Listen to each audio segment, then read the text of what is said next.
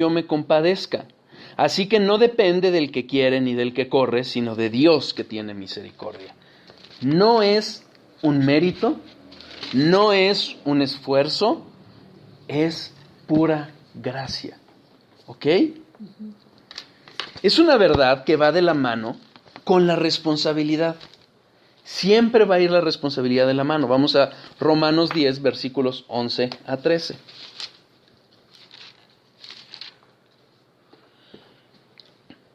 Pues la Escritura dice, todo aquel que en él creyere no será avergonzado, porque no hay diferencia entre judío y griego, pues el mismo que es Señor de todos es rico para con todos los que le invocan, porque todo aquel que invocare el nombre del Señor será salvo. Si bien es cierto, hay gracia y hay misericordia, lo veíamos la vez pasada, ¿se acuerdan? ¿Quién es el que cree? ¿Dios o el hombre? El hombre dijimos, ¿no? Exacto. ¿Quién se arrepiente? ¿Dios o el hombre? El hombre. El hombre. Hay un llamado general.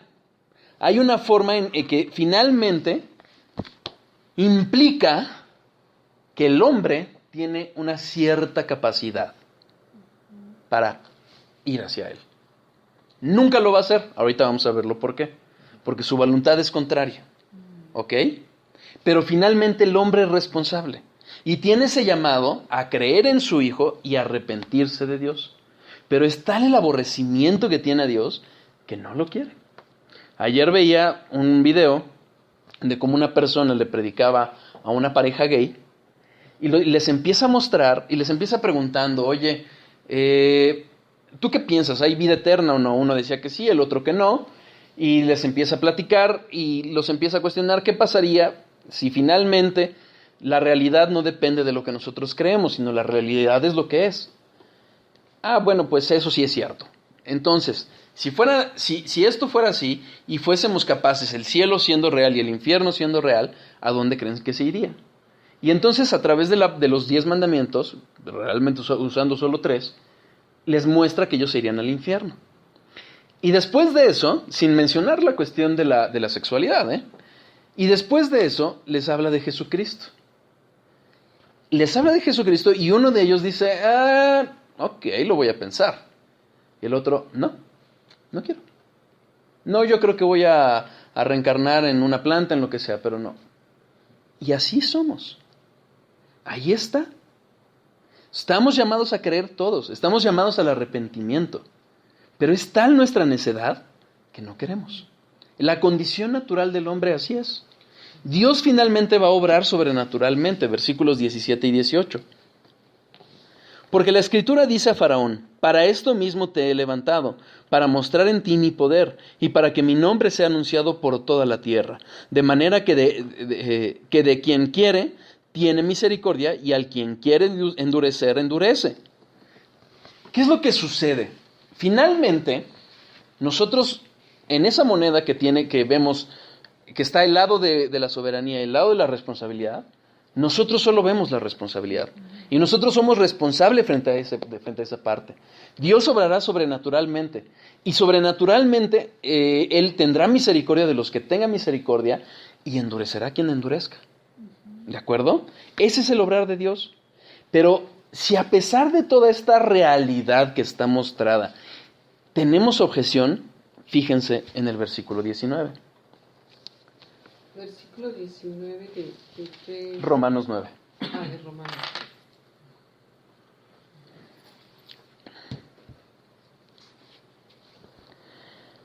Pero me dirás, ¿por qué pues sin culpa?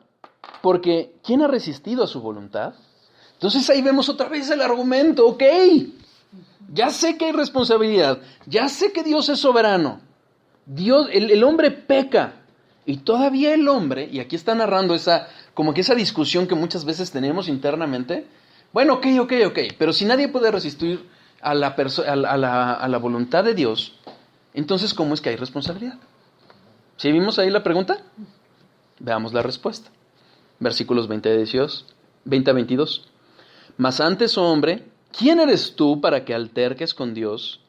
Dirá el barro al que lo formó, ¿por qué me has hecho así? ¿O no tiene potestad el alfarero sobre el barro para hacer de la misma masa un vaso para honra y otro para deshonra? ¿Y qué? Si Dios, queriendo mostrar su ira y hacer notorio su poder, soportó con mucha paciencia los vasos de ira preparados para destrucción, y para hacer notorias las riquezas de su gloria, les mostró para con los vasos de misericordia que Él preparó de antemano para gloria, a los cuales también ha llamado, esto es, a nosotros, no solo de los judíos, sino también de los gentiles. Hermanos, finalmente, Dios es soberano. Y este llamado, ante esta dura doctrina, es: seamos humildes y reconozcamos que Dios es Dios. Y nosotros, limitados como estamos, no vamos a entender a cabalidad cómo es que Dios termina obrando. Pero sí sabemos por fe que Dios es justo y que Dios es bueno. Y que la Biblia demuestra con toda claridad que el hombre es responsable. No lo vamos a llegar a entender, como dijo MacArthur al exponer este tema, ¿no? Le decía a su gente: yo no espero que terminemos aquí todos entendiendo cómo opera la responsabilidad con la soberanía, sino entendiendo todos que es algo que no vamos a poder conciliar. ¿De acuerdo? Pero soberanía y responsabilidad están manifestadas, sí. Sí, no. Okay. Estaba escuchando. Ya lo vimos en Faraón. Faraón nunca actuó contra su voluntad. Voluntariamente se rebeló contra Dios. Le manifestaban de Jehová y él mismo decía: no, ahora sí ya los dejaré ir. Y al ratito regresaba. Y así es el hombre. Alguien decía: pero es que le endureció el corazón de Faraón. Muéstrame dónde estaba hablando el corazón de Faraón. Nunca estuvo hablando el corazón de Faraón. Nació como todos nosotros en pecado. A Spurgeon le preguntaron: ¿cómo reconcilia la soberanía de Dios y la responsabilidad del hombre? Y él respondió muy sencillamente: yo no reconcilio a los que son amigos. No están peleadas. No la entendemos, pero no están peleadas. La realidad bíblica es que no se oponen. Dios es soberano y el hombre es responsable. En la perfecta sabiduría de Dios están en un perfecto equilibrio. Quizás en la vida eterna lo entendamos, pero no aquí. Ya se los comentaba hace mucho. Alguien, yo no he conocido un teólogo que con una humildad de corazón, porque sí he encontrado a alguien que lo quiso reconciliar y dices: no están reconciliadas, pero alguien a un verdadero teólogo que diga con toda honestidad, que haya querido ver a través de la Biblia cómo están reconciliadas, que diga: yo ya lo entendí. Solo uno dijo: una vez soñé cómo estaba perfectamente equilibrado la soberanía y la responsabilidad, pero desperté y se me olvidó. O sea, de plano, de verdad, no nos es dado. Es algo que escapa a nuestro entendimiento. Somos muy limitados para comprenderlos. Por ello es que partimos de los ejemplos bíblicos. Debemos de partir de la Biblia y no de nuestros pensamientos. Porque si nosotros hubiéramos partido quizás de todo lo que ahorita vamos a ver, de cómo opera la responsabilidad, hubiéramos empezado a maquinar y decir: bueno, entonces hasta aquí llegó la soberanía y la responsabilidad está aquí, y empezamos. Pero partimos de ejemplos bíblicos. Partimos de la soberanía de Dios para mostrar cómo Él es plenamente soberano. Pero también vimos en los ejemplos cómo ahí están las dos. O sea, no los explican porque la Biblia no es un tratado de teología sistemática. No nos lo explica. Pero lo cierto es que están ambas reveladas. ¿De acuerdo? No obstante, partamos de lo que sí nos revela la Biblia. ¿Qué nos revela la Biblia? La Biblia nos revela que el hombre es depravado. Esa es la palabra.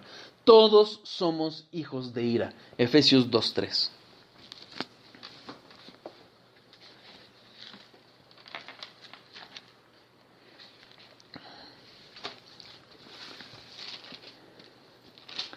Entre los cuales también todos nosotros vivimos en otro tiempo en los deseos de nuestra carne, haciendo la voluntad de la carne y de los pensamientos, y éramos por naturaleza hijos de ira, lo mismo que los demás. Es falso lo que algunos afirman de que todos somos hijos de Dios. No, no. La Biblia claramente habla de hijos de Dios e hijos del diablo. Pero, en un inicio, todos somos hijos de ira. Juan 3:36.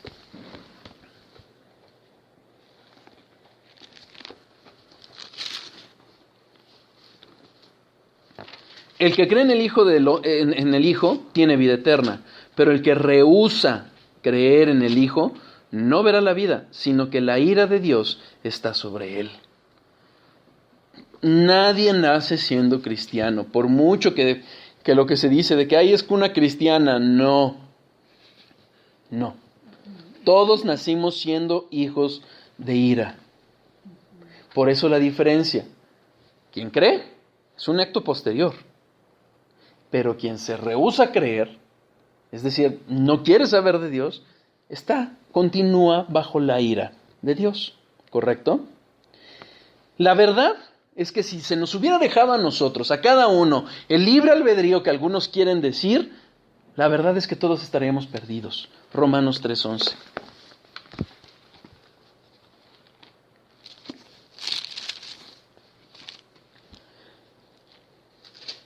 Desde el 10, como está escrito, no hay justo ni aun uno, no hay quien entienda, no hay quien busque a Dios. El hombre no busca a Dios. No, mira, es que yo desde niño, yo me acuerdo que rezaba. No, le rezábamos a los que le hicimos en cuna católica el rezo, o quien oraba a un Dios que se había hecho formado en su propio corazón. No al Dios de la Biblia.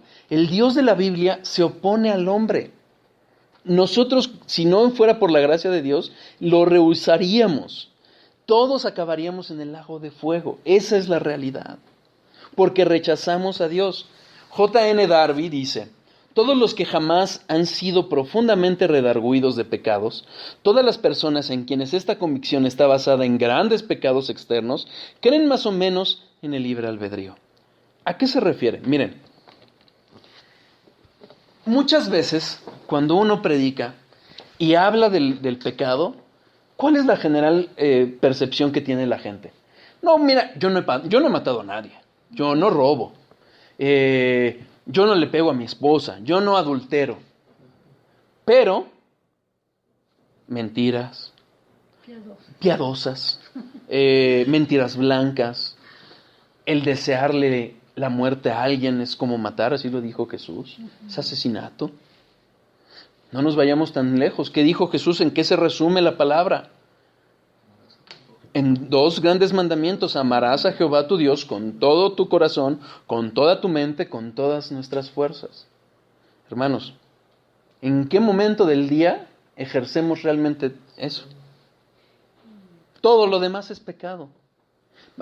Pero la gente no lo ve así. Por eso la afirmación de Darby.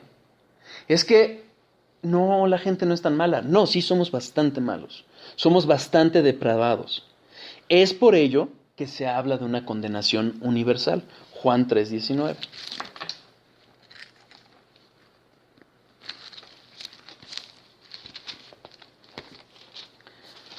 Y esta es la condenación, que la luz vino al mundo y los hombres amaron más las tinieblas que la luz, porque sus obras eran malas. Esa es la realidad. Dios envía la solución, la prometió desde Génesis y la cumple. Y no obstante, esa luz que es Cristo, el hombre la rechaza, porque prefiere las tinieblas. Esa es la realidad del hombre. Fíjense, los hombres amaron más las tinieblas que la luz. ¿A cuántos no les hemos predicado? No, yo prefiero este pecadito. No, mira, yo me congrego nada más una vez cada 4 meses, cada 4 domingos. No es necesario. Minimizamos lo que realmente demanda Dios de nosotros. Nos creemos mucho, vamos, no hay otra. Lo que es cierto es que la invitación que hace Jesucristo es una invitación abierta. Fíjense en Juan 7:37. Se acerca ya el final, a la mitad de su ministerio. Ya está confrontando a los judíos, ya está confrontando a todas las personas. Y no obstante se levanta y hace esta manifestación. En el último y gran día de la fiesta,